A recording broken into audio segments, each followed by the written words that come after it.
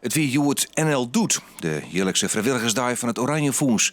Toch het hele land ben de meesten dwaande mij, begelijks het helpen van ouderen, het opknappen van buurthuizen of de natuur rond oprommen. Die logeer in het Lauwersmaargebied. Ik wil even één ding nog even zeggen, dat is de veiligheid. Stel je voor, we vinden een vat met een vloeistof erin waarvan we denken, wat zou daar nou in zitten? Afblijven, ten alle tijden afblijven. Ik had dit hier gekozen voor een lietsere actie. Net mijn heel puttermeesken, normaal gesproken doen we mijn hele puttermeesken. Maar deze keer een lietsgroepje, zodat we de gebiedjes die dicht bij de wei lezen, ik eens een keer goed oproemen kunnen. Ja, ik vind dit soort acties zo buitengewoon goed.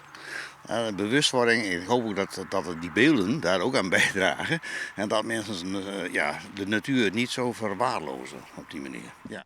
Dan naar Kolm. Ik daar ben een vrijwilligers in actie om zwalkafval op te rommen. Voor die is gewoon veel beter dat ze ook niet vast komen te zitten in plastic wat in het water drijft of wat in de bomen zit. En dat ze niet uit blikjes drinken of zo, dat ze ook niet papiertjes opeten.